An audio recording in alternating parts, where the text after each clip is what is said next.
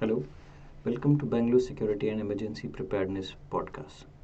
Learning from history, building a safer Bengaluru. Important disclaimers: the views and opinions expressed in this podcast are solely those of the podcast creator and do not reflect the views and opinions or policies of the employer of my employer or any organization that may be affiliated with. The employer bears no responsibility for the content of this podcast.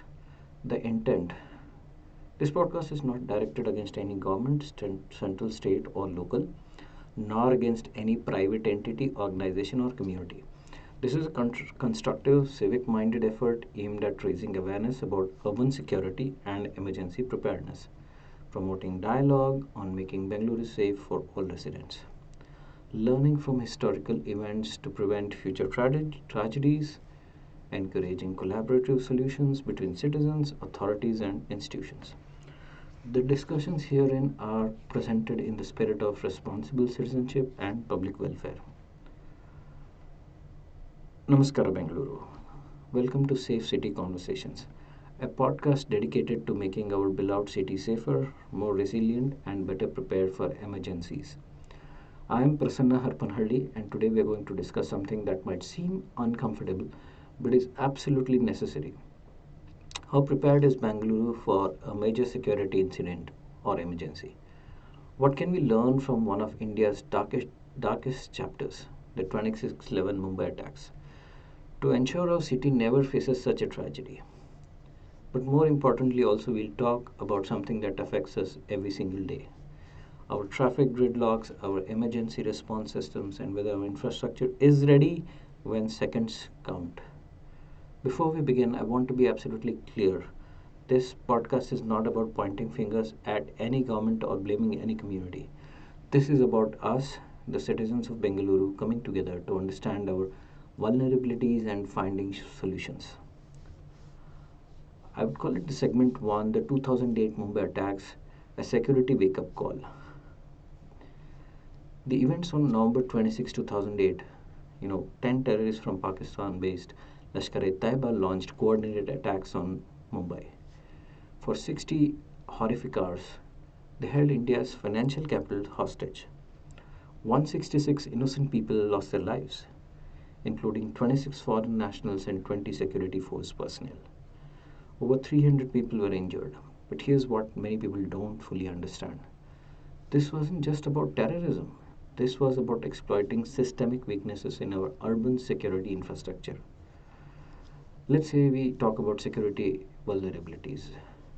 For one, we were exposed on the coastal security gaps.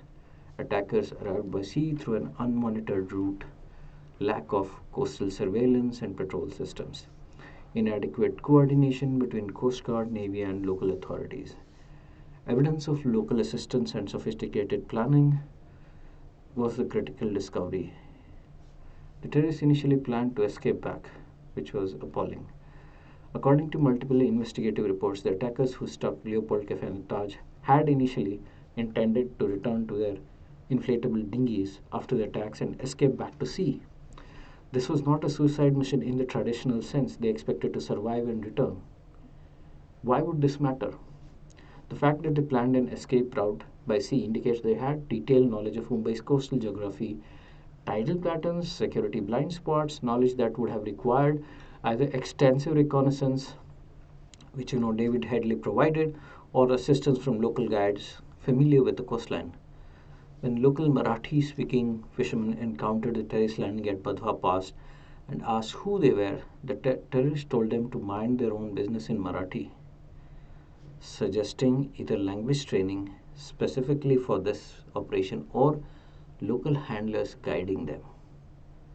Think about it for a moment. According to Ajmal Kasab's confession, he explicitly stated that the group received help from Mumbai residents. This suggests a local support network that facilitated their operations.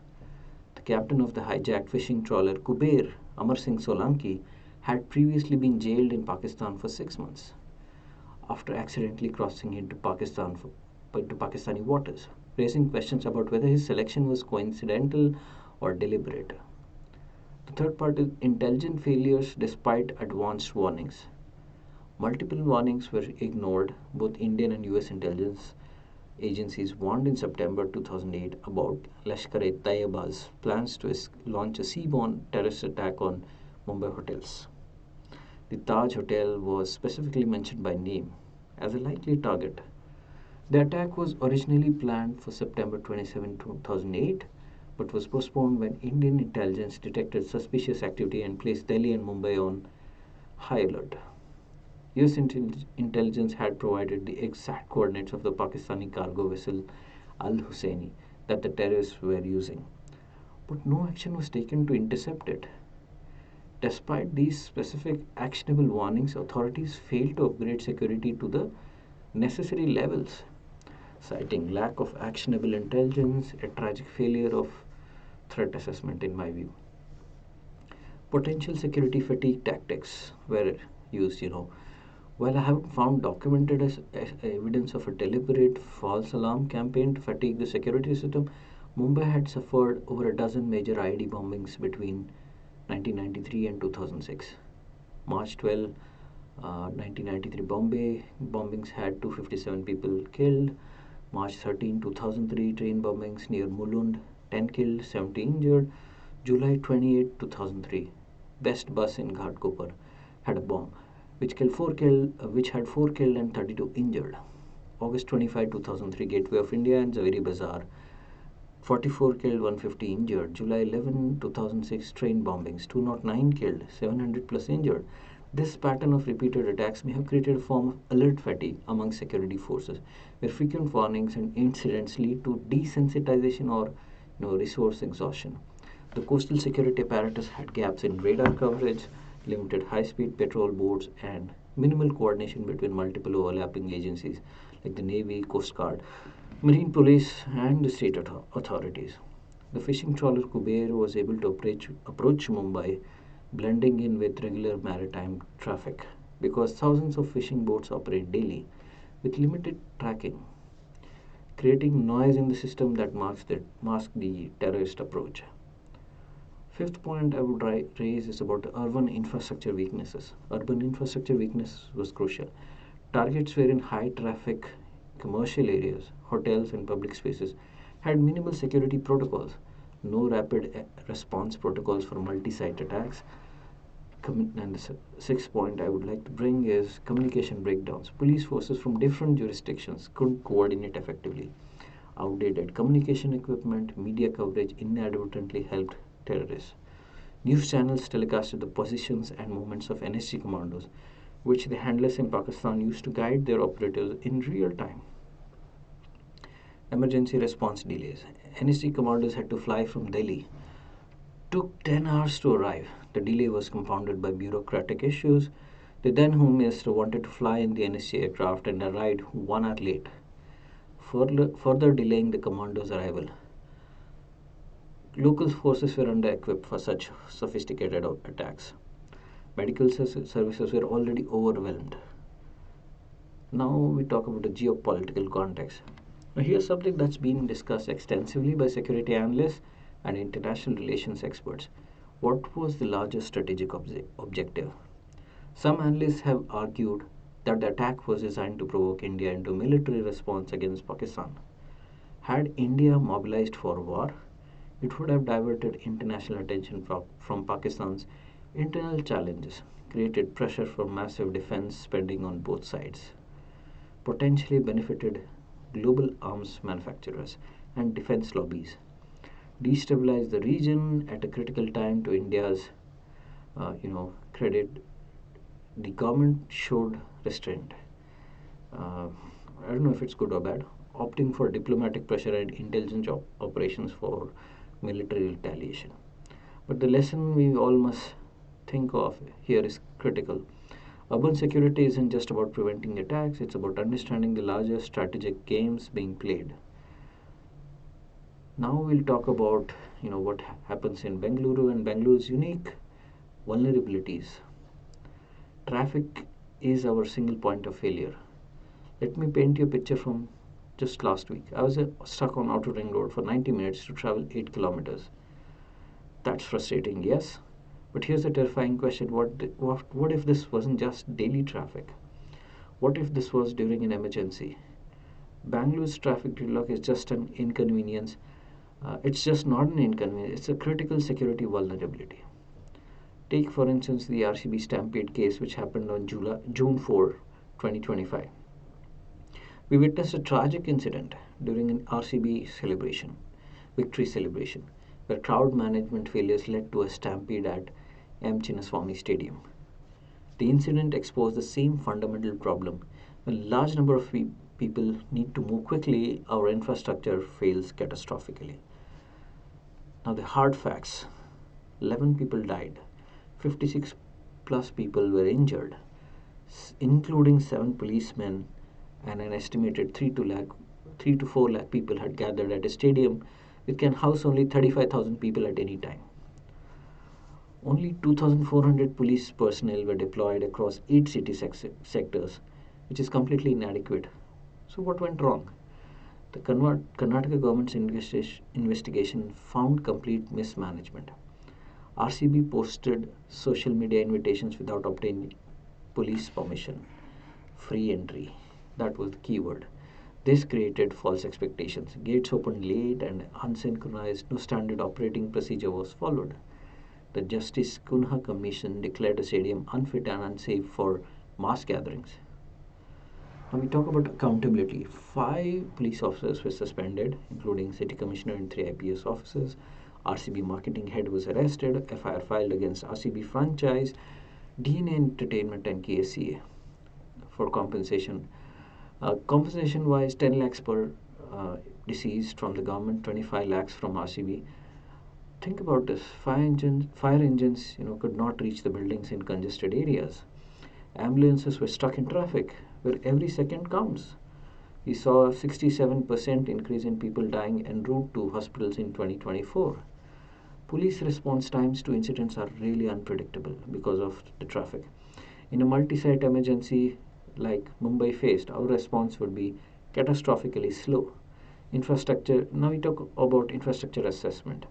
Traffic choke points near Silk Board, Tin Factory, KR Puram Bridge, Hebal Flyover, Central Bangalore, like Majestic, during peak hours are really jammed. These aren't just traffic problems, they are potential death traps in an emergency. Now we can look at some of the verified statistics, which I will link in the show notes. Bengaluru population is around 14.5 million. That's from the 2023 record collected.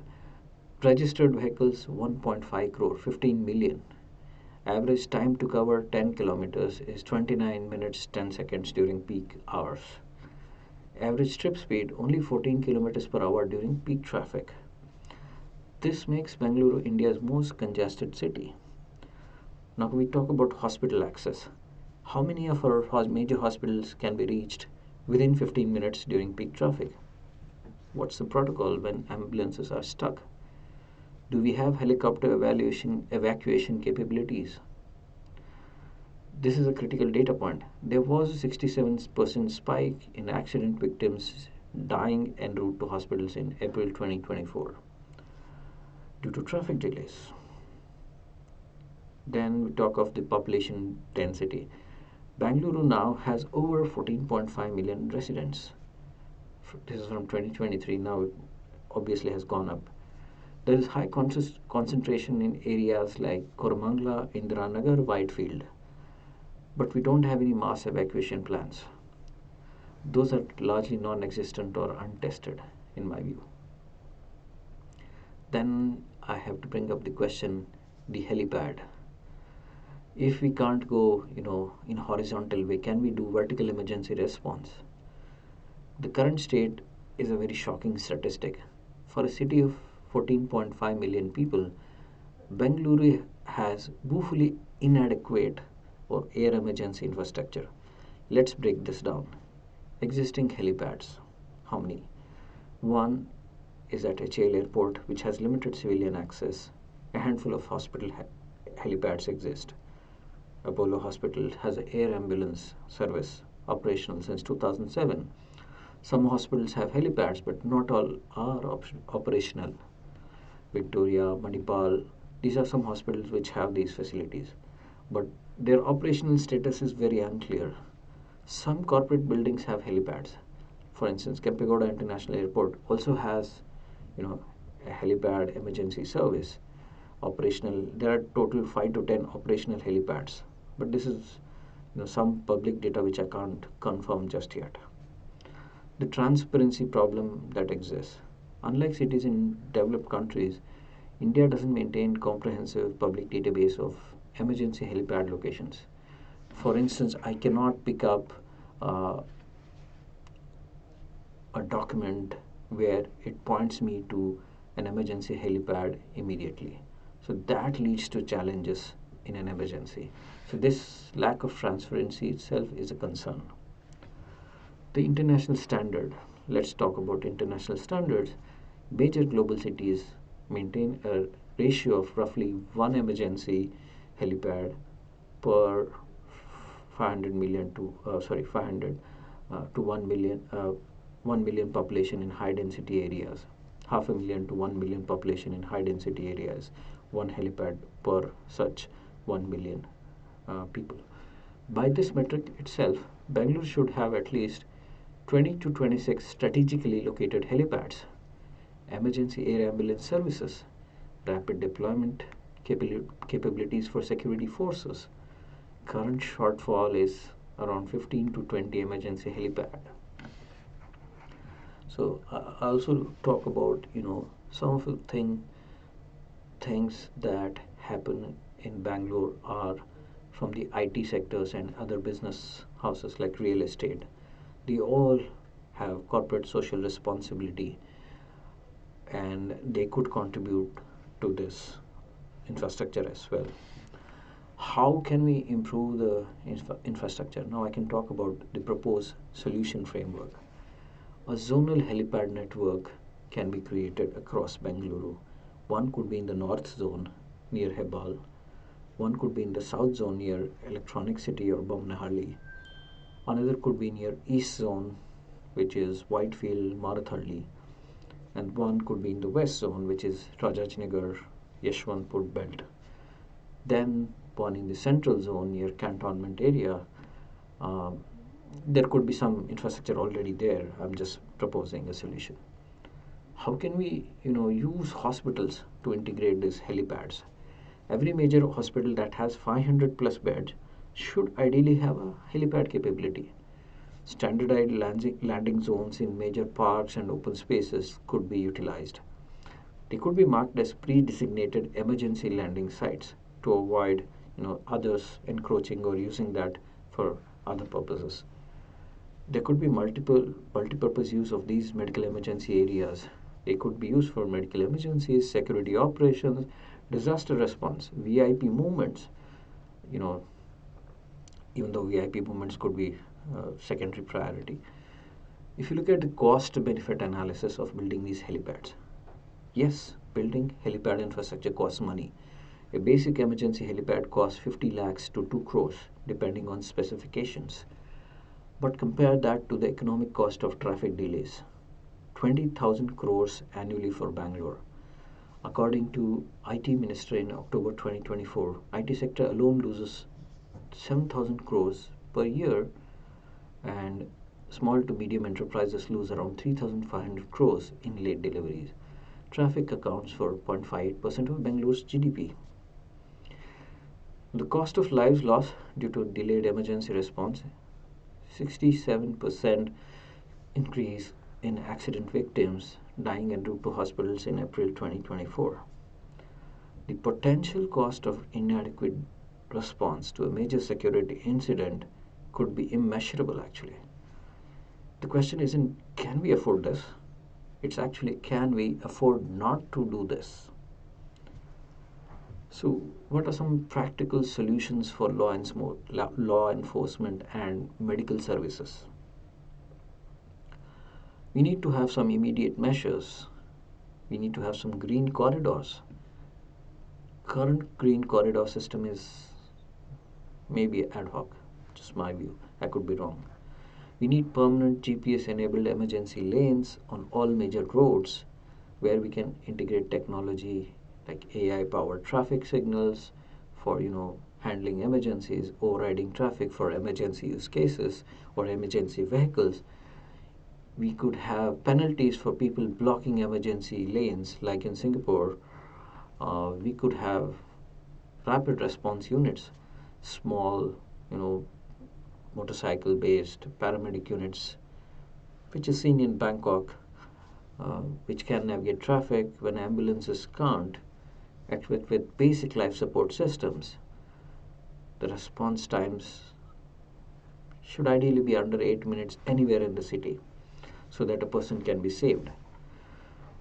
We could have decentralized emergency services instead of few large hospitals. We could have network of smaller emergency centers. Every 5 kilometer radius could have a trauma care center because of the golden period, where people can be saved. So that should be the key performance indicator, that within 8 minutes there should be an emergency team next to the person who requires emergency support. We could also integrate technology solutions. We could have an integrated command center, single dashboard for police, fire, medical, traffic, real-time surveillance integration. With all that I suggested, there could be such a system already in place, but we could take it to a few notch higher, where we could use AI-powered predictive modeling for crowd management, communication interoperability, which is the major lesson learned from the Mumbai attacks. There could be a citizen alert system, like Singapore style SMS alert system, which I think is being tried out in India already. But we could have one specifically for Bangalore, which caters to the local population. We could have area specific evaluation instructions, real time emergency updates, community resilience building, and we could have traffic management during emergencies. These are never being tried out in Bengaluru in the past. We could have pre-programmed traffic signal patterns for emergency evacuation, dynamic route guidance through navigation apps, automated traffic management systems, training and preparedness for first responders. So those are things which could be done. We could train police officers in basic medical response, cross-train security guards in major buildings. Community emergency response teams can be set up with regular drills, like we have in corporate offices. We have a regular drill where there's a quarterly emergency response drill in different areas. We could do that for every zone. Private sector participation, from malls, tech parks, hotels, they could be integrated. Schools and colleges emergency preparedness programs could also be integrated into the system. Net, we will have to have inter-agency coordination. We will have to have joint training for police, fire, medical, and they should have a standardized communication protocol. They could have a clear chain of command during emergencies. So those are just some proposed solutions. The bigger picture for urban resilience, we could learn from other cities like Tokyo.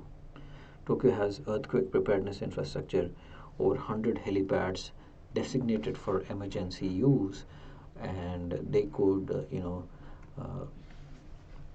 these could provide support for any emergency.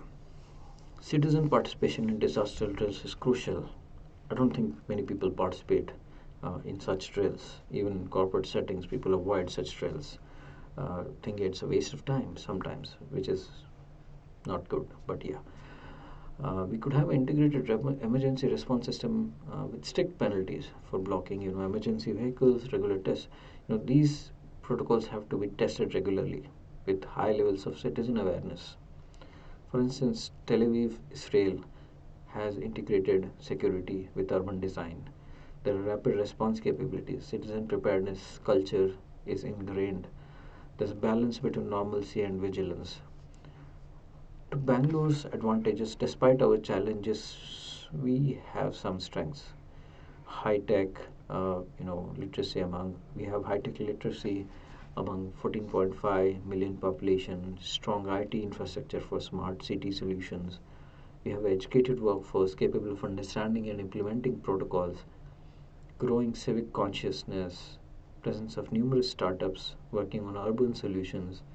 We have a vibrant civil society and active resident welfare association.